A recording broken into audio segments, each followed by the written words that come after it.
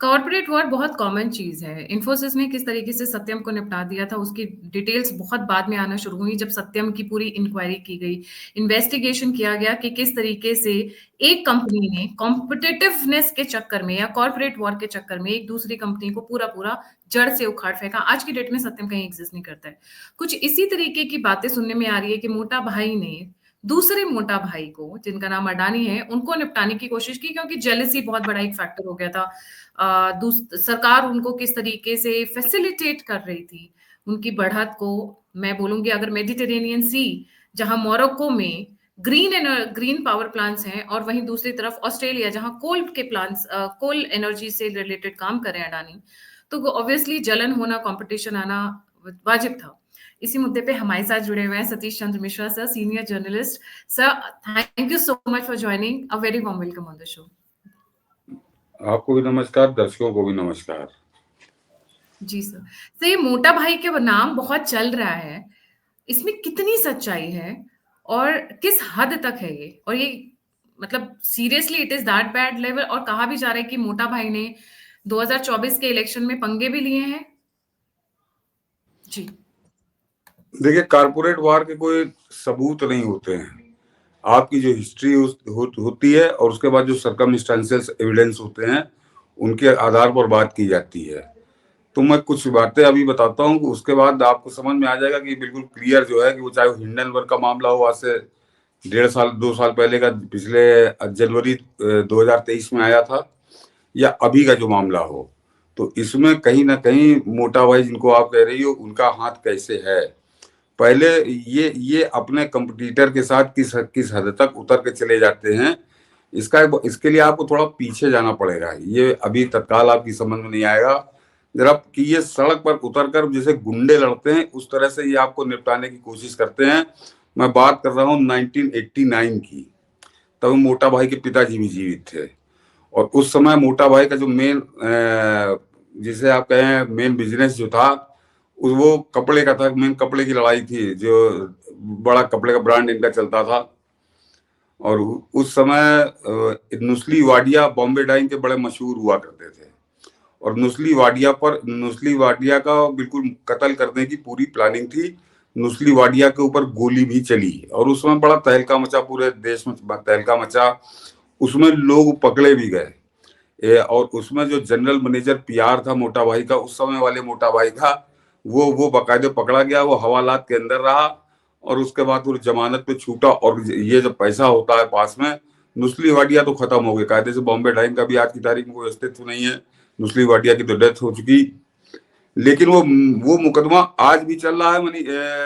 समझ लीजिए गायत्री जी, वो मुकदमा आज भी है। यानी मैं 2019 तक का तो मुझे ध्यान है कि 2019 में जो आदमी जिसने गोली चलाई थी, जिसके ऊपर आरोप था, इवान सिक्वेरा नाम था उसका, और उसने बाकायदे जाके 2019 में कोर्ट के अंदर ये कहा था कि मुझको अब भी मोटा भाई की कंपनी के अधिकारी मुझको डरा धमका रहे हैं कि मतलब अब जो भी उसके ऊपर बयान हो, उसके बयान पे आगे फैसला होना था। हालांकि वो सब लोग अब ऊपर जा चुके, कोई बचा नहीं है, लेकिन वो आदमी बचा हुआ है।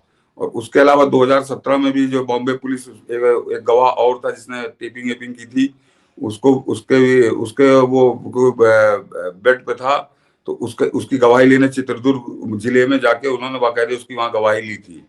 तो वो 1989 का मुकदमा 2019 तक तो था। अब इस समय मुझे लेटेस्ट उसकी पोजीशन नहीं मालूम।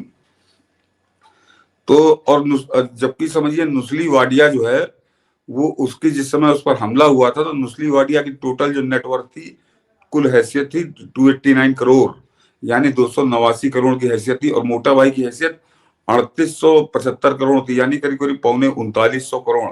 तो वैसे देखने में लगता कि कहीं कुछ नहीं, लेकिन बॉम्बे डाइंग उस समय बड़ा ब्रांड था और कपड़े के मार्केट में टक्कर दे रहा था। तो जो टक्कर में हो, उसको कैसे निपटाते हैं, इसका मैंने आपको एक छोटा सा नमूना बताया कि कारपोरेट वर्ल्ड जो है, उस समय इतने साधन नहीं थे, इस तरह के हिंडनबर्ग नहीं हुआ करते थे, इस तरह की अब जो आया है अडानी के खिलाफ, ये नहीं हुआ करता था।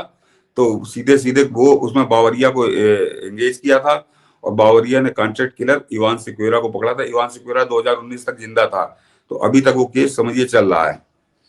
तो ये मैंने आपको थोड़ी पृष्ठभूमि बता दी कि इनको किसी भी हद तक जाने में कोई परेशानी नहीं होती। ये किसी भी स्तर पर उतरकर अपने जो प्रतिद्वंदी है, अपना जो कंपटीटर है, उसके ऊपर ये अटैक करने में किसी भी तरह का कोई संकोच नहीं करते। ये है इसका। अब आता हूं कि ये अडानी से क्या दुश्मनी हो गई। तो अडानी का जो जो जिस कंपनी में भी आरोप लगा है बिजली बनाने वाली के कि सौर ऊर्जा का पूरा उसका काम है, तो मोटा भाई इससे पहले नहीं थे। मोटा भाई ने अक्टूबर 2021 में एक चाइनीज कंपनी खरीदी $77 करोड़ में। यानी आप उसको समझिए 5-6 हजार करोड़ अगर आप रुपए में बात करें, उसमें चाइनीज कंपनी लेकर एक तरह से उन्होंने अपना एक संकनाट किया था कि हम भी इस क्षेत्र में आ रहे हैं। और मोटा भाई बड़े लीडिंग प्लेयर आप कह सकते हैं सौर ऊर्जा की। अगर आप बात करिए तो वो दुनिया में बड़े प्लेयरों में उनकी गिनती हो रही है। तो मोटा भाई को लगा कि सबसे पहले तो यही हमारा सबसे बड़ा बाधा है, जो सबसे बड़े बड़े कॉन्ट्रैक्ट नहीं हो पाएंगे। जिस तरह से सेटिंग पे अभी तक पलता रहा पूरा घराना, तो लगा कि ये आदमी जो है इसको, तो वो नुस्ली वाडिया वो नहीं था। अडानी को नुस्ली वाडिया की तरह आप नहीं निपटा सकते। अडानी है बहुत ऊपर की चीज है। तो अडानी को एक तरह से अटैक करना था, और खासकर जो सोलर एनर्जी वाला उनका जो कंपनी है उसी पर अटैक करना था, अडानी ग्रीन पे। तो आप गौर करिए जिस समय हिंडनबर्ग वाला केस आया था उस पर भी अडानी ग्रीन जो है वो मेन अटैक अडानी ग्रीन पर था। और अब जो अमेरिका से एक अफवाह उड़ी किस तरह से आई, तो वो भी अडानी ग्रीन पे ही है। यानी एक तरह से जो उनका सौर ऊर्जा वाला पूरा ब्रांच है उसको तहस नहस कर देने की पूरी तैयारी थी। तो वो हिंडनबर्ग वाले से उबर गए, तो अब इस पे ही अटैक था। तो मोटा भाई का रोल इसलिए इसमें माना जाता है कि मोटा भाई का इसमें कहीं ना कहीं हाथ है। और अक्टूबर 2021 में खरीदी थी। दर्शकों को बता दूं उस समय कोरोना काल चल रहा था। 2022 से उभरते उभरते थोड़ा 2022 के अंत में जब लास्ट आया तो लगा कि अब दुनिया उभर चुकी है। तो जैसे ही उभरे वैसे ही जनवरी 2023 में हिंडनबर्ग की रिपोर्ट आ गई। यानी फुर्सत मिलते ही, घरेलू तनावों से दूर होते ही पहला अटैक अडानी पर हुआ, तो हिंडनबर्ग का हुआ। उसके बाद जब उससे उस आदमी को समझने में समय लगा, 5-6 महीने लगे, वो आदमी संभला। तो अभी दूसरा अटैक था, तो उसकी भी अब धज्जियां उड़ गई। खैर ये तो बहुत जल्दी उड़ गई, बाकायदे स्पष्ट हो गया उनका नाम ही नहीं है। लेकिन उसको आप जरा गौर करिए, यहाँ पे सोरोस की आड़ में सब कुछ हो जाता है कि सोरोस कर रहा है कि जब वो अडानी पर आरोप की खबर आई तो हर पेपर ने हिंदुस्तान के यानी 90% अखबारों ने उसको फ्रंट पेज पे छापा, और सारे चैनलों ने हिंदुस्तान के उसको उस दिन की सबसे बड़ी खबर बना के प्रस्तुत किया था देश के सामने। लेकिन जब वो सफाई आई और ये क्लियर हो गया कि ये पूरा झूठ के ऊपर पूरा था, तो आप गौर करिए गायत्री जी कि वो कहीं 16वें पन्ने पे कहीं 17वें पन्ने पे है कि अडानी ने सफाई दी और उनका नाम कहीं नहीं है। तो उसको डाउन प्ले करने की कोशिश की गई। ये सारा मैनेजमेंट कोई हिंदुस्तान में बैठकर बड़े बड़े स्तर पर कर रहा था, कोई अन्यथा छोटे मोटे आदमी का ये काम नहीं है। तो ये कारपोरेट वार तो तब से है। और ये पता नहीं कितने लोगों को ध्यान होगा, मैंने जब हिंडनबर्ग वाला हुआ था तब भी मैंने हिंट किया था कि ये सब कुछ बाकी चीजें तो ठीक है, लेकिन इसमें कहीं इंटरनल कारपोरेट वार का ये परिणाम है। ये जनवरी हुआ तो मैंने फरवरी के भी पिछले साल फरवरी में बात कही थी। उसके बाद फिर वह बात आई गई होगी, लेकिन आज जब दोबारा आया तो मैंने जरा आपको एक बैकग्राउंड बताई और उसके बाद कारण बताया कि अक्टूबर 2021 में एक तरह से बड़े धमाकेदार प्रवेश था। लेकिन वो प्रवेश कहीं पता नहीं चला, क्योंकि अडानी का इतना बड़ा औरा है कि उसमें कहीं ढक छुप गए और उसको क्रॉस करना बड़ा कठिन होगा। तो ये दो प्रयास में मोटा भाई का काम होना जरूरी था। और लेकिन ये केवल इतने तक सीमित नहीं है। अब मैं जरा आता हूँ पुराने इस पर कि गायत्री आप इसको समझिए कि अब मोटा भाई की कुछ दूसरे कारनामे आप समझिए कि वो किस तरह के कारनामे हैं। कि बिल्कुल स्पष्ट एक तरह से संदेश है कि हम तुमसे एक तलवार हमने खींच ली है बिना कहे। कि अभी जब बच्चे की शादी की थी तो उसमें वो एक फर्जी शंकराचार्य, जो उमा शंकर जिसका नाम है, जिसको पूरी दुनिया जानती है, इसका कोई लेना देना नहीं है, उस आदमी को लाकर एक तरह शंकराचार्य बनाकर प्रस्तुत किया गया। और जो दोनों शंकराचार्य उपस्थित थे वो दुनिया जानती है कि वो प्रो कांग्रेसी हैं। वो मोदी को कोसने और कांग्रेस का ढोल बजाने में वो ज्यादा विश्वास करते हैं बजाय भगवान का भजन करने में। उनकी ये छवि है और पूरा देश इसको जानता है। बाकायदे आप अगर ध्यान करिए शादी को, तो वो किस तरह से ले जाकर उसके सामने खड़ा कर दिया था प्रधानमंत्री मोदी को। तो जाहिर सी बात उनको प्रणाम करना ही था, क्योंकि बड़ा भारी सिंहासन लगाकर बैठाले हुए थे। तो ये सारे लक्षण थे। और लड़के की शादी का जब निमंत्रण देने गए थे, तो सोनिया गांधी के निमंत्रण देने में 2 घंटे का समय लगा था। और सोनिया गांधी को अलग देने गए थे, राहुल गांधी को अलग देने गए थे। तो ये सारी चीजें बता रही थी कि झुकाव किस तरफ है।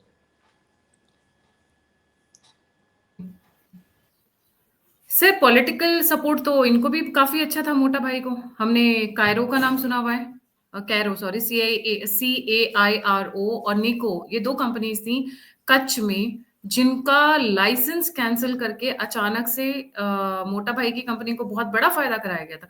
तो ऐसा नहीं है कि इनको पॉलिटिकल सपोर्ट नहीं, ये राहें कहाँ से अलग हुई इनकी? हाँ, ये मैं सुनता रहता हूँ, कायरो कच्छ, ये कुछ नहीं है गायत्री जी। मोटा भाई ने नरेंद्र मोदी को बिल्कुल वैसे समझ लिया जैसे सोनिया गांधी और मनमोहन सिंह और राहुल गांधी हैं। ये इन्होंने उसी कैटेगरी में रखा। और मैं आपको एक घटनाक्रम बताता हूँ, उससे पहले जरा याद करिए, प्रधानमंत्री मोदी का एक इंटरव्यू था। वो रजत शर्मा का, मेरे ख्याल से आपकी अदालत थी वो चुनाव के समय की, या उसके बाद किसी एक इंटरव्यू था, बिल्कुल जब वो प्रधानमंत्री बनने वाले थे या बन गए थे उसके बाद का, कि मैं आंखों में आंखें डालकर बात करता हूं। और उसके बाद उन्होंने एक सेंटेंस कहा था कि उससे कि पहले हमारे जो प्रधानमंत्री जाते थे, तो जो वो लंबे चौड़े होते हैं अंग्रेज विदेशी प्रधानमंत्री लोगों का, तो अगर वो ऐसे कंधे पे हाथ रख देते थे, यानी हमको बड़ा हल्का समझते थे। तो प्रधानमंत्री जब कुछ बोलता है या कहता है तो उसके बड़े मायने होते हैं। जब उन्होंने कहा था कि ऐसे कंधे पे हाथ रख देते हैं, मतलब एक तरह से था बड़ा हमको हल्का समझ लेते हैं। तो कहा मैं आंखों में आंखें डाल के बात करता हूँ, मतलब पहले मैं थोड़ा सा कंफ्यूज कर रहा हूँ कब का है वो। तो प्रधानमंत्री मोदी कंधे पे हाथ रखने को इतनी गंभीरता से लेते हैं, ये उनके उस इंटरव्यू में छुपा हुआ है। और अब आ जाइए, वो प्रधानमंत्री बने थे और मेरे जब बम्बई में अपना एक अस्पताल का उद्घाटन था, तो अब मेरे ख्याल से अक्टूबर ही था, मेरे ख्याल 5 ही 6 महीने हुए थे उनको प्रधानमंत्री बने। तो मोटा भाई ने अपने उद्घाटन में बुलाया था। और अगर आपको वो रिकॉर्डिंग मिल जाए तो दिखाइएगा, या मैं भेज दूंगा आपको, अभी इस समय ढूंढनी पड़ेगी, मुझे मिल जाएगी, मेरे पास है। कि मोटा भाई ने कम से कम 3-4 बार उनको रिसीव करने से लेकर स्टेज पर ले जाने तक 3-4 बार इस तरह से कंधे पे हाथ रखा था कि दुनिया को मैसेज दे रहे थे कि ये मेरा जैसे यार है। याद होगा तो उस समय था ना कि अडानी की वो अंबानी का बड़ा स्टेटमेंट बड़ा फेमस हुआ था कि कांग्रेस तो अपने जेब की पार्टी है। तो वो जो कंधे पे हाथ रख के वो मैसेज देने के प्रयास कर रहे थे कि ये था कि ये भी अपने जेब का आदमी है। ये 4-5 महीने की बात है। और उस समय अब उसका कोई वो तो है नहीं, लेकिन मैं अपने घर पे उसको देख रहा था। और मेरे फादर थे उस समय, मैंने पिताजी से कहा, हमने कहा इस आदमी ने अपना काल बुला लिया। ये जो इस तरह की इसकी भावभंगिमा है, ये मोदी मुस्कुरा जरूर रहे हैं, लेकिन ये कहीं नोट हो गई है। और उसके बाद फिर मैं अब जरा आपको कुछ चीजें बता दूं कि मैंने नोट करके रखा है, वो जवानी याद नहीं रहती, कि अब उसके बाद दंड कैसे शुरू हुए। ये बढ़िया ना कि प्रधानमंत्री मोदी बड़ा प्रमोट नहीं कर रहे थे। जो ईमानदारी से, जो ढंग से काम करेगा उसको प्रमोट करेंगे। और प्रमोट भी क्या करेंगे, वो जो स्कीम है उसके तहत आइए, आपको अपना काम करिए। उस तरह से कांग्रेस के समय की तरह वसूली नहीं होती, जैसे 2G कांड में वसूली हुई थी, उस तरह की वसूली नहीं। आपके रास्ते में कोई बाधा नहीं आएगी, ये उनके उनके नियम है। और जब जिस समय वो गुजरात के CM हुआ करते थे, तब प्रधानमंत्री मोदी डंके की चोट पर कहते कि हमारे यहाँ तो बाहर लगी रहती थी, इसलिए ये फॉर्मेलिटीज पूरी करिए, आप काम शुरू करिए। तो उसके कई उदाहरण हैं। उसमें अजय देवगन और शायद अक्षय कुमार का, या अजय देवगन का था, उसने बताया था कि मैंने फोन किया, उन्होंने कहने आप मिलने आइए। कि जब मैं मिलने गया तो सारे अफसर बैठे हुए थे, उन्होंने पूरी बात हुई। तो उसके बाद मैंने कहा अब मैं कब मिलूं। तो उस समय मुख्यमंत्री मोदी थे, उन्होंने कहा मिलना क्या, आप जाके अपना काम शुरू करिए। यानी एक सेटिंग उनका फाइनल हो गया था। तो ये इस तरह से काम करने की उनकी आदत है। वो प्रमोट किसी को नहीं करते, डिमोट किसी को नहीं करते, लेकिन हाँ कंधे पे हाथ रख के यार बताने की कोशिश करते हैं, उनको वो सबक जरूर सिखाते हैं। अब जरा डेट के साथ नोट करिए, आपके पास भी होगा, कि 4 नवंबर 2016 101.55 बिलियन की पेनाल्टी लगी मोटा भाई के। ये इसका कोई जिक्र नहीं करता कि 4 नवंबर 2016 1.55 बिलियन की पेनाल्टी लगी।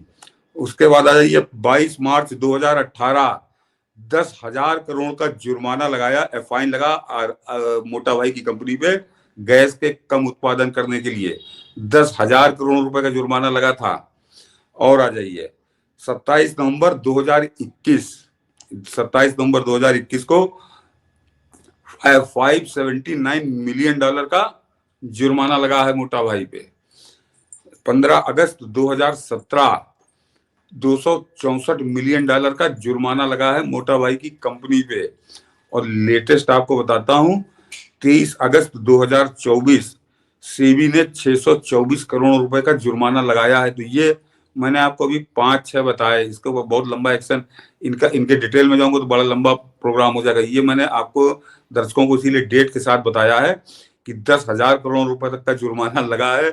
तो इनको ये जो मैसेज देना चाह रहे थे कि मोदी मेरा यार, तो वो जो मैंने आज से 10 साल पहले कहा था कि कंधे पे हाथ बहुत महंगा पड़ेगा, तो वो महंगा तो पड़ गया।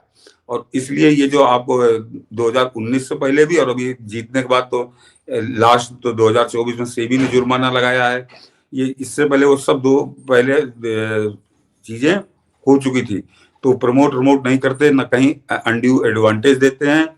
और उस वजह से जो मोटा भाई को बड़ा दिमाग खराब था कि मैं जैसा चाहूंगा वैसा करूंगा।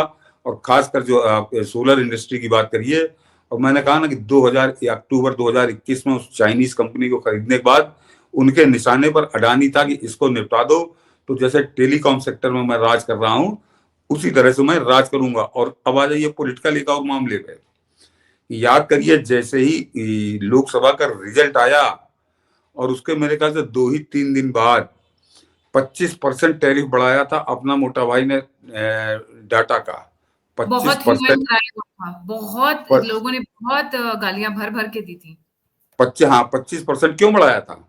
इसके डिटेल में वो लोग उसको कोई शादी जोड़ने लगा, क्योंकि शादी आदि से नहीं जोड़ना। नरेंद्र मोदी का डंका इस समय पूरी दुनिया में इस बात पे बज रहा है कि यहाँ पर रिक्शे वाला और ठेले वाला जो है वो भी यूपीआई का इस्तेमाल कर रहा है, डिजिटल लेन देन कर रहा है। तो आपने एक झटके में जो 25% बढ़ाया, तो जैसे बढ़ाया वैसे बाकी कंपनियों ने भी बढ़ा दिया। तो ये हुआ कि वो जो निचले तबके पे ठेले वाला, रिक्शे वाला, ऑटो वाला, टैक्सी वाला, वो छोड़ देगा, कहेगा हमें क्या करना है, इतना महंगा मैं नहीं लूंगा। तो मगर प्रधानमंत्री ये इन चीजों पे कोई ध्यान नहीं देता कि प्रधानमंत्री मोदी तो मन की जानते हैं, एक तरह से इनके मन की बहुत अच्छे से समझ रहे थे। उन्होंने इसका इंतजाम बहुत पहले कर लिया था। टाटा के साथ बीएसएनएल का कोलेबोरेशन साल भर पहले हो चुका था। और जब इन्होंने ये नाटक किया तुरंत चुनाव जीतने के बाद, तो याद करिए बीएसएनएल ने इनके आधे दामों पर डाटा देने की बात कर दी, ऐलान कर दिया कि हम 1,700 रुपए में देंगे, जिसको बढ़ा के इन्होंने 3,500 और 4,000 रुपए किया था। बीएसएनएल ने कहा कि हम 1,700 रुपए में तुमको साल भर का डाटा देंगे। तो मोटा भाई के पैर के नीचे जमीन खिसक गई। सर साल भर का जाके चेक करिएगा। और वो टाटा के साथ इनके करोड़ 1.5 करोड़ सब्सक्राइबर तो कम हो चुके हैं। अभी बीएसएनएल का पूरा एक तरह से एक्सपेंशन नहीं हो पाया है। 5G या 4G भी सब जगह हुआ नहीं है। वो उनकी डेट अगस्त या सितंबर थी, थोड़ा और बढ़ गई है। आने दीजिए उसको, क्योंकि अब उसको टाटा मैनेज कर रहे हैं। वो सरकारी कर्मचारी नहीं मैनेज कर रहे हैं, सरकारी एसेट है, लेकिन वहाँ मैनेजमेंट वहाँ टाटा का है। और टाटा तब तो रतन टाटा भी थे। तो उस समय जब बीएसएनएल ने कहा कि हम 1,700 रुपए 1,800 रुपए में आप वो डाटा, वो डिजिटल लेन देन के लिए बहुत पर्याप्त था। तो अभी उसका ठीक से प्रचार, जैसे 4G भी कई जगह नहीं आया है, लेकिन आज नहीं तो 6 महीने बाद आ जाएगा। तो वो प्रधानमंत्री मोदी ने एक ऐसा इंतजाम कर रखा था इनके ऊपर फोड़ने के लिए, एक ऐसा बम तैयार था कि जैसे ही इन्होंने किया उसके महीने भर के अंदर बीएसएनएल ने कहा कि हम 1,700 रुपए में देंगे, तो इनकी एक तरह से जमीन खिसक गई कि हम तो पूरा खत्म हो जाएंगे। तो ये औकात में आए और उसके बाद फिर इन्होंने अपना किस तरह से सब्सक्रिप्शन के रेट कम किए, कि उसकी फीस कम की। तो प्रधानमंत्री मोदी को समझने में बहुत बड़ी गलती इनसे हो गई। और इसके बाद ये अपनी जिद पे जो अड़े रहे, जिस तरह से कांग्रेसी सरकारों को हाका करते थे ये, वो पिताजी भी उसी टाइप के थे। कैसे प्रणब मुखर्जी ने बनाया, वो एक बड़ी लंबी कहानी, इन पर तो एक पूरी पुस्तक लिखी जा सकती है। तो वो उसी शैली में इन्होंने नरेंद्र मोदी को चलाने की कोशिश की। तो गलती इनकी नहीं है, गलती इस देश के जो 70 साल से जो लोग जिस सांचे में पले थे, जिस वातावरण में पले थे, उन सबसे गलती हुई कि मोदी को अभी तक समझ ही नहीं पाया कि कैसा व्यक्ति है ये। तो वो जब अगला कदम उठाते हैं तो उसके लिए पूरी तैयारी करके रखते हैं। और अभी बीएसएनएल का आपने ध्यान नहीं दिया, बीएसएनएल का अभी जब पूरी उसके 4G मेरे ख्याल से उसका कंप्लीशन पे है, तो उस समय तहलका फिर मचेगा उसका। तो बीएसएनएल की सर्विस गजब की है, उसके जितने एसेट किसी के पास नहीं है, और टाटा उसको मैनेज कर रहा है। तो एक तरह से पहले टाटा भी टेलीकॉम में थे, वो उनको एक तरह से बाहर हो गए उससे, तो उनको उनके पास तजुर्बा है और आने वाले समय बहुत बढ़िया होगा। तो मोटा भाई जो सौर एनर्जी में, सोलर एनर्जी में घुसने की कोशिश कर रहे थे, अपना टेलीकॉम सेक्टर बचाना बड़ा मुश्किल होगा, या फिर औकात में रहेंगे, जो दाम थे उसी औकात में रहेंगे। ये इस तरह से इन्होंने वो जो एकदम से 25% रेट बढ़ाया था, वो जो डिजिटल पेमेंट जो सबसे बड़ा एक अजूबा है प्रधानमंत्री मोदी के कार्यकाल का, जिस पर पूरी दुनिया के नेता एक तरह से आश्चर्यचकित हैं, ये कैसे करिश्मा हुआ हिंदुस्तान में। उस करिश्मे की कमर तोड़ने के लिए था कि 25 जैसे ही मोटा भाई बढ़ाया, वैसे बाकी कंपनियों ने भी बढ़ा दिया था, लेकिन सब अपने अपने लाइन पर अब आ गए। सर इनको क्या सोची जो अचानक से 25% बढ़ाया, वो भी शादी के बाद। इनको लगा था 2024 के इलेक्शंस हो जाते हैं, इनको मुझे लगता है अंदाजा नहीं था कि ये वापस जीत कर आएंगे। और मैंने सुना दोनों तरफ पैसे भी दिए हुए थे इन्होंने, एक साइड नहीं, दोनों तरफ पैसे दिए थे। नहीं, तो मैंने जो इतनी लंबी आपको कहानी सुनाई, तो उसके बाद कहीं आपको शंका लगती है। और मैं फिर कह रहा हूँ कि जरा गौर करिए, उस अधेड़ की, जो कांग्रेसी अधेड़ है, उसने गाली देना बंद कर दिया है। उसने शुरू किया कि अंबानी अडानी अंबानी अडानी, लेकिन उसके बाद केवल अडानी रह गए, वो गायब हो गया, एक नाम गायब हो गया। और जरा आप सोचिए कि किसी नेता के यहाँ कोई उद्योगपति निमंत्रण पत्र देने जाता है तो 2 घंटे लगते हैं, या और माँ बेटा जो एक ही साथ रहते हो, कि माँ के निमंत्रण अलग और बेटे को निमंत्रण अलग। तो वो निमंत्रण के बहाने चुनाव से पहले एक गहरी मीटिंग थी, लंबी मीटिंग थी, और पूरी प्लानिंग थी कि कैसे क्या करना है।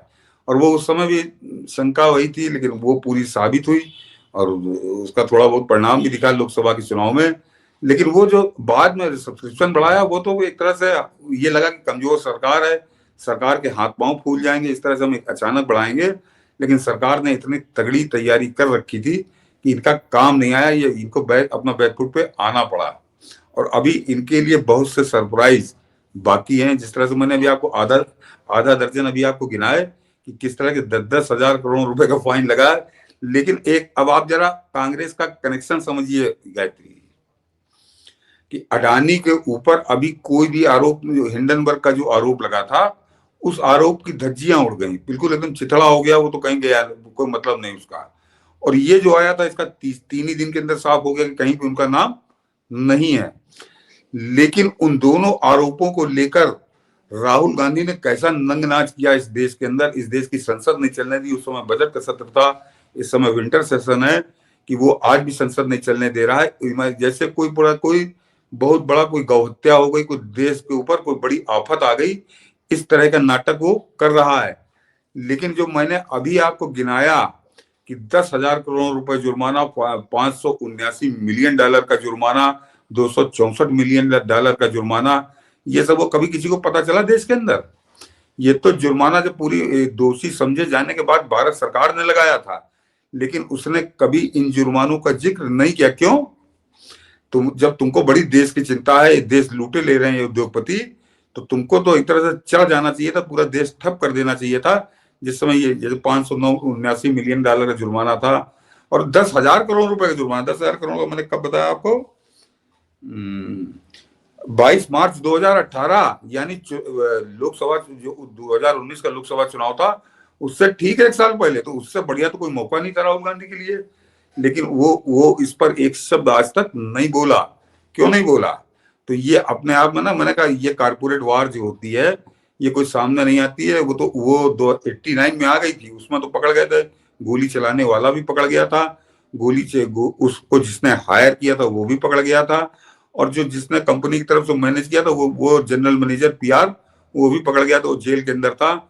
और उस समय की भी जरा राइवलरी समझ लीजिए, कांग्रेस के संबंध समझिए, कि जिस समय नुस्ली वाडिया पे गोली चली, उस समय नुस्ली वाडिया को शरद पवार का बड़ा करीबी माना जाता था, और दूसरे जो आपके इंडियन एक्सप्रेस के मालिक थे रामनाथ गोयनका, उनका करीबी माना जाता था। और मोटा भाई के संबंध बड़े अच्छे कांग्रेस के थे। वो तो प्रणब मुखर्जी का पूरा बदनामी हो गया बेचारे उस चक्कर में। तो वो एक तरह से वार, पॉलिटिकल वार भी उस समय थी। और रामनाथ गोयनका से तो राजीव गांधी वैसे बड़े खुश थे, क्योंकि बोफोर्स का सच इस देश के सामने, दुनिया के सामने लाने का अगर किसी को श्रेय है तो रामनाथ गोयनका को है। और गोयनका एक तरह से नुस्ली वाडिया के साथ खड़े थे। तो आपको मैं उस समय, देखिए मैं डेट भूल रहा हूँ, इस हद तक उतर गई थी कांग्रेस कि नुस्ली वाडिया को उसी दौर में एक बार वो विदेश गए थे, लौट के जब वो एयरपोर्ट पे उतरे तो कहा कि नहीं, आप इस देश के नागरिक ही नहीं, आप विदेशी हैं। उनको एक तरह से खारिज कर दिया गया था। मैं समझ के डेट भूल गया निकालना। तो ये इस हद तक आकर नुस्ली वाडिया को परेशान करने, उत्पीड़न करने का काम केंद्र सरकार कर रही थी। क्यों कर रही थी? 279 करोड़ की छोटी सी हैसियत का आदमी, लेकिन वो एक तरह से सूंड के, हाथी की सूंड में चींटी घुस जाती है, उस तरह से वो मोटा भाई के लिए घुस गया था वो आदमी। और अंततः ये चीजें बदली और बॉम्बे डाइंग आज समाप्त हो गई। वो नुस्ली वाडिया रहे नहीं, लड़का उनका उस टाइप का आया नहीं, तो वो उस आदमी को निपटा दिया था। इन्होंने नुस्ली वाडिया की तरह अडानी को समझने की गलती की और नरेंद्र मोदी को समझने में तो गलती करी थी, जिस दिन उस हाथ, कंधे पे हाथ रख के। और मैं कह रहा हूँ, आप देख लीजिएगा वीडियो, आपको नरेंद्र मोदी के यूट्यूब पे मिल जाएगा कि वो जो अस्पताल का उद्घाटन करने के लिए बुलाया था, तो उस तरीके से हाथ रखा था कंधे पे जैसे कोई दोस्त के रखता है। और वो देश के प्रधानमंत्री थे। और मैंने इसीलिए आपको उनके उस इंटरव्यू का हवाला दिया कि प्रधानमंत्री मोदी हाथ, कंधे पे हाथ रखने को कितनी गंभीरता से लेते हैं। तो वो गंभीरता समझ में आ रही है और आने वाले दिनों में कुछ ज्यादा समझ में आएगी।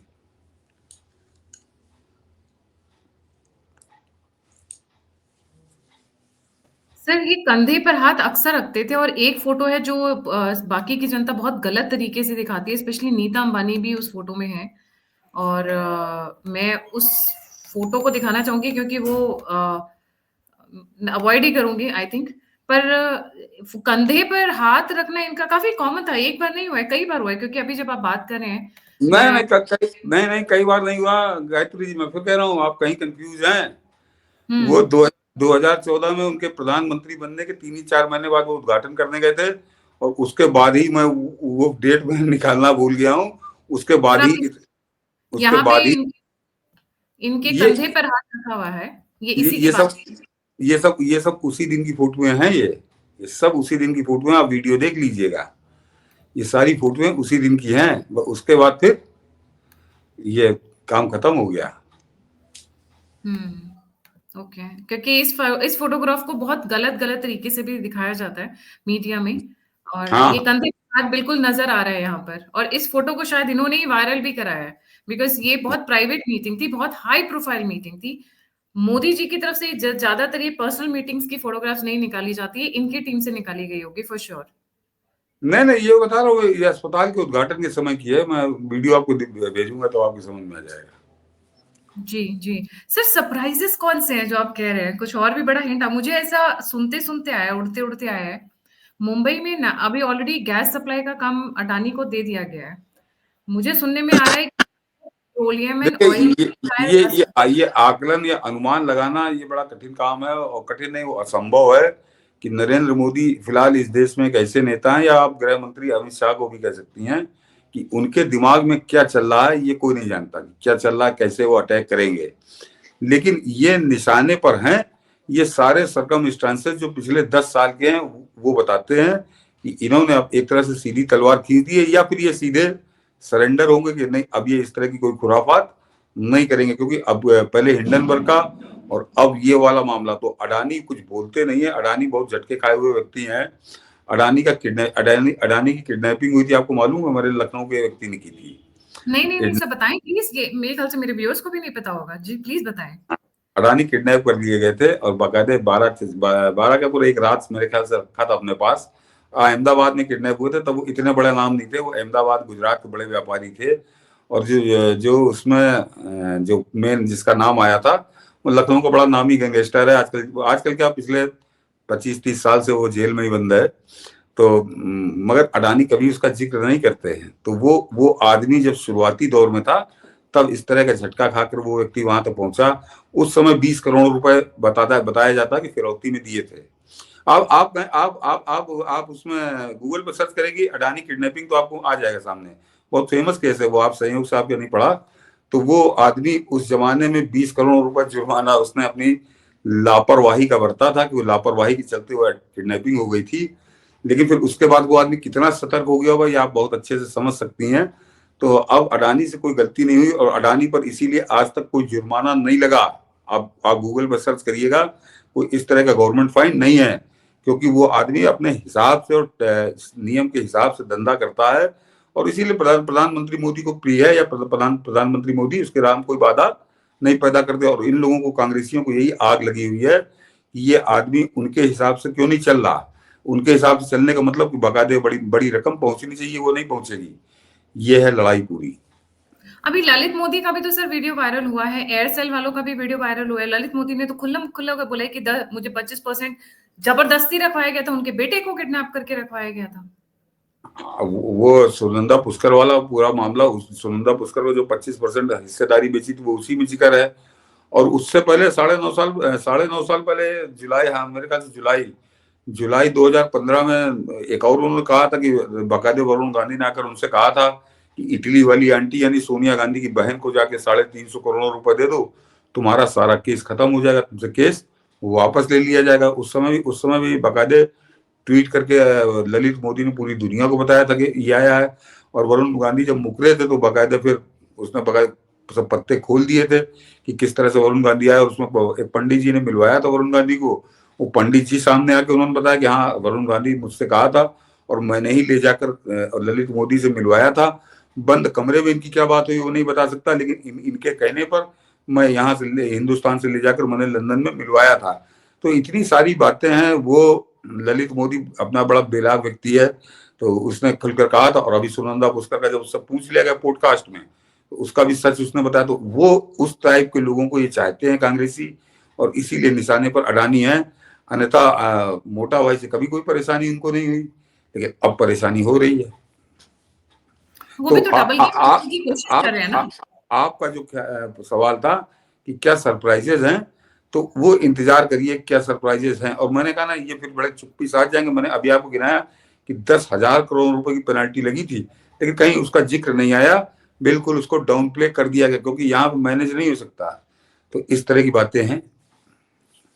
जी सर, इलॉन मस्क को भी तो उसी चक्कर में एंट्री दे दी गई है ना भारत में, कि इनके हाथ में सारे, वो मत छोड़ो। नहीं, देखिए एलन मस्क का जो इंटरनेट आएगा वो सैटेलाइट के जरिए इंटरनेट देंगे। उसको लेकर दो बड़ी विरोधाभासी खबरें हैं। कुछ लोग कह रहे हैं कि बिल्कुल फ्री हो जाएगा इंटरनेट, और कुछ लोग कह रहे हैं वो बहुत महंगा होगा। तो अब उसको लेकर कुछ कह नहीं सकते कि अब वो जब तक आ ना जाए तब तक। एलन मस्क जो है कोई सस्ता सौदा वो करता नहीं है। उसने ट्विटर पे तो अपने किस तरह से लगाया है कि पैसे वसूल रहा वो आदमी। तो मुझको नहीं लगता कि वो इंटरनेट फ्री करेगा। इंटरनेट पे तो झटका देने के लिए मैं कहता रहा हूँ बीएसएनएल तैयारी हो चुकी है। बीएसएनएल महीने 2 महीने के अंदर वही झटका दे देगा, तो उसी से उभरना बड़ा मुश्किल होगा, उसी को कम्पीट करना बड़ा मुश्किल होगा। क्योंकि अब बीएसएनएल उस तरह से नहीं चलेगा जैसे पहले चला करता था। अब वो जिस तरह पूरी तैयारी के बाद आएगा तो बीएसएनएल बहुत बढ़िया प्रदर्शन करेगा। और वैसे भी उसकी अगर आप कॉलिंग की बात करिए तो मैं आज भी बीएसएनएल को सबसे बढ़िया मानता हूँ। जी, पहले वो सरकारी सिस्टम था, आप शायद थोड़ा-सा वहाँ से निकल कर चीज़ें ज़्यादा अच्छे से नहीं, हैं। अब तो लिखा पढ़ी में टाटा उसका मैनेजमेंट देखेगा पूरा। जी, जी। कॉर्पोरेट वॉर्स बहुत अलग तरीके से खेले जाते हैं। सर पी चिदम्बरम का भी केस बहुत अच्छे से बताया था। वो एयरसेल के जो ओनर है, एक काफ़ी बड़े यूट्यूबर हैं, उनके यहाँ बड़े-बड़े लोग जाते हैं। श्याम समथिंग कुछ like that. Shami, I think Shami करके नाम है, जहाँ पर उन्होंने एयरसेल के बारे में बताया था किस तरीके से पी चिदम्बरम ने उनकी कंपनी लिटरली उनसे छीन ली। लिटरली नहीं, उनसे छीन नहीं, जब आपकी सरकार इस टाइप की होगी तो इस तरह के हालात आएंगे। वो जो 2G घोटाला है उसमें जो 5,000 कॉल रिकॉर्डिंग थी, उसमें रतन टाटा की भी रिकॉर्डिंग है। मगर वो रतन टाटा को क्योंकि बिजनेस करना था, टेलीकम्युनिकेशन में करना था, तो उनको नीरा राडिया जैसी दलाल से उनको बात करने के लिए मजबूर होना पड़ा। क्योंकि अगर आप बात नहीं करोगे तो आप बाहर हो जाओगे फील्ड के, तो उसमें रतन टाटा को आप दोष नहीं दे सकते। उसके बाद भी रतन टाटा को मेरे ख्याल से स्पेक्ट्रम नहीं मिल पाया था। तो वो जब आप इस तरह का माहौल होगा तो वो आप एयरसेल की बात कर रहे हैं, मैंने कहा रतन टाटा उससे सम्मानित कोई व्यक्ति नहीं हो सकता। उस तक को नीरा राडिया से बात वो क्योंकि सबकी टेप हो रही थी, तो 5,000 कॉलें टेप उनका भी आपको मिलेगा वो बातचीत। तो आपको उनके हिसाब से चलना पड़ता था। नरेंद्र मोदी के समय में आज तक ऐसा कोई घोटाला नहीं हुआ। जी, जी। बहुत इंटरेस्टिंग फैक्ट्स हैं, बहुत सारी चीज़ें हैं, धीरे-धीरे हम लेकर आएँगे। ये कौन से सरप्राइज़ेज़ आने वाले हैं, क्योंकि कहते हैं एक इतिहास से कहते हैं लोगों को सीखना चाहिए। मेक्सिको के एक बहुत बड़े ड्रग डीलर थे, पाब्लो एस्कोबार। उनका बिज़नेस खूब फला-फूला, मेरे ख़्याल से सभी ने वो सीरीज़ भी देखी होगी नेटफ्लिक्स के ऊपर या अमेज़न के ऊपर, आई डोंट रिमेंबर। खूब फला-फूला, इतने कि एक रात में जब उनकी बेटी को ठंड लग रही थी, तो उन्होंने डॉलर्स, मिलियंस ऑफ डॉलर्स जला दिए। पर गलती उन्होंने तब कर दी जब वहां पर उन्होंने बोला कि मैं प्रेसिडेंट बनूंगा, और प्रेसिडेंट, सिटिंग प्रेसिडेंट से, जो उस वक्त जो करंट प्रेसिडेंट थे उस वक्त के, उनसे पंगा ले लिया। और जब उससे पंगा ले लिया तब वहां से बात बिगड़ गई, और फाइनली पाब्लो एस्कोबार की फैमिली भागती फिरी, और आज तक वो जो डिबैकल हुआ उसके बाद कभी उभर नहीं पाई। नहीं उनके नहीं पास सर, उनके पास पैसे भी नहीं बचे। आप वो बहुत नॉर्मल मीडियोकर लाइफ जीते हैं आज की डेट में, क्योंकि जितना पैसा था पूरा गवर्नमेंट ने सक कर लिया, जिसको बोलते हैं ना। ये मशीनरी है, जायंट मशीनरी है। जो ऊपर बैठते हैं वो बहुत पावरफुल हो जाता है, और जो अपने आप को उससे ऊपर समझने लग जाते हैं तो वो सबसे बड़ी गलती वही करते हैं। आप पाब्लो एस्कोबार की बात कर रही हैं, जो पता नहीं कितने दर्शक आपको जानते होंगे, कितने लोग नहीं जानते होंगे। मैं आपको यूपी के पाब्लो एस्कोबार की बताता हूँ, एक नहीं दो की बताता हूँ। चाहे अतीक अहमद हो और चाहे मुख्तार अंसारी हो, वो थे तो पाब्लो एस्कोबार ही। और किस तरह से वो यूपी के थे, वो उनका उनका एरिया थोड़ा छोटा था, और एक मुख्यमंत्री ने केवल ठान लिया कि इनके पूरे साम्राज्य को खत्म करना है। तो आज की तारीख में अतीक की तो हालत उससे भी बुरी है जो आप बता रही हैं, या मुख्तार अंसारी की भी वही हालत है। तो वो सरकार से आप नहीं लड़ सकते। सरकार से आप तभी लड़ सकते हैं या कुछ कर सकते हैं जब उस पर बैठा, सत्ता शीर्ष पे बैठा व्यक्ति भ्रष्ट हो। और अगर उस व्यक्ति को रुपया नहीं चाहिए, वो आदमी ईमानदार है, तो आप उससे 1 घंटे नहीं लड़ सकते। एक लंबी लड़ाई तो छोड़ दीजिए, 1 घंटे आप नहीं लड़ सकते। योगी आदित्यनाथ ने सदन के अंदर कहा था कि मिट्टी में मिला दूंगा, तो मिट्टी में मिला दिया दोनों को। तो ये सरकार की ताकत बहुत बड़ी होती है, बहुत बड़ी होती है। Thank you so much sir for joining. जाने से पहले व्यूअर्स की बहुत रिक्वेस्ट आती है, तो निवेदन ये रहेगा कि आप थोड़ा सा ज्यादा टाइम दिया करें। और हमारे जो वीडियोस होते हैं ज्यादातर करंट बेस नहीं होते हैं, एवरग्रीन होते हैं, इसलिए सर की जो बोलते हैं ना पोट्री खोलते हैं और सर वहां से स्टोरीज निकालते हैं, तो बहुत मजेदार लगती है सुनने में। Thank you once again. जाने से पहले व्यूअर्स से रिक्वेस्ट है, लाइक, सब्सक्राइब और शेयर करना ना भूलें। अगर आप ऑल्टरनेट मीडिया को कंट्रीब्यूट करना चाहते हैं, फीडबैक देना चाहते हैं, मुझसे जुड़ना चाहते हैं, डोनेट करना चाहते हैं, तो सभी के सभी लिंक्स डिस्क्रिप्शन बॉक्स में है। इसी के साथ जय हिंद, जय श्री राम, जय श्री हर हर राम। हर हर।